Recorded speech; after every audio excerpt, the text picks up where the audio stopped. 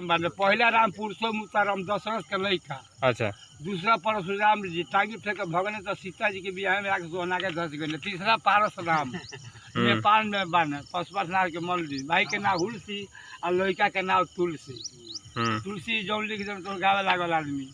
हाँ तो गाना का गाँव के बाद गौले बनी दू लाइन है माई की चरनिया में सैया चुनरी चढ़ावे के परी हो सैया साल भर से हो बलमू साल भर से आसरा लगौले बानी संगे रौरा चले के परी।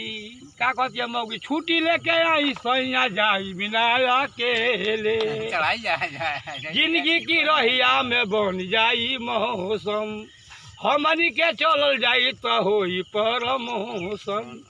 माई की चरनिया में सैया चुनरी चढ़ावे के परी हो सैया साल भर से हो भतरू साल भर से आसरा लगौले बानी संगे रौरा चले के परी।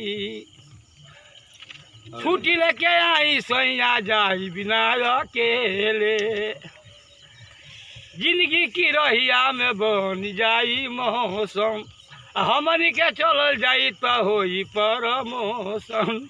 माई की चरनिया में सैया चुनरी चढ़ावे के परी हो सैया साल भर से हो भतरू साल भर से आसरा लगौले बानी संगे रौरा रात में बरसाती चाहे औरत देहाती चाहे बूढ़ियन के नाती चाहे हरदम खिलावे के चोरन के जेल चाहे महलन में गेट चाहे गर्मी में बेल चाहे शरबत बनावे के और निकमन के ताश चाहे दिन भर टाइम कटावे के चितकाबरा नाम के लड़का रहत रहे। अच्छा न एगो गांव में चितकाबरा नाम के लड़का रहत रहे तो रोज पढ़े जाओ बड़ा तनी मन मरहू रहे रोज पढ़े जाओ कुछ ना कुछ पर है न गड़बड़े काम करे।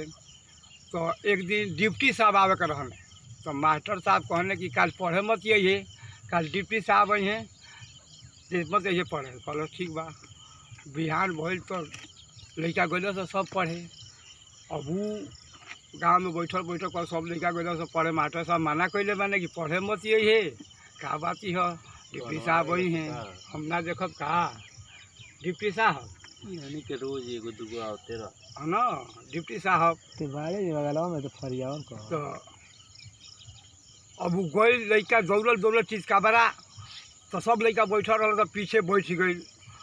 अब आई रहने डिप्टी साहब बैठने सब लड़का बैठल रहा तो पूछने बताओ शिव जी का धनुष किसने तोड़ा। प्रश्न कहने बच्चों से पूछने बच्चों हाथ उठाओ शिव जी का धनुष किसने तोड़ा। तो केहू हाथ लेके उठावत जैसे कि सब जना बच्चा लोग बैठल होला। हाँ कौनो लड़का हाथ लेके से उठावत वे चितकाबरा पीछे बैठा रहे हाथ उठौलक। अब ओके बोला के ले गई ने हाँ उठो बताओ शिव जी का धनुष किसने तोड़ा। तो कहता हम लेखी तुरले। तो मास्टर साहब कहता ना ना बहुत मत बड़ू हो ये तुरले होई बहुत हरामी है ये तुरले होई। अब डिप्टी साहब देखो तो भाई छात्र कह रहा है कि हम नहीं तोड़े हैं और मास्टर कह रहा है कि यही तोड़ा होगा। अब डिप्टी साहब बिगड़ गई ने खिसिया गई ने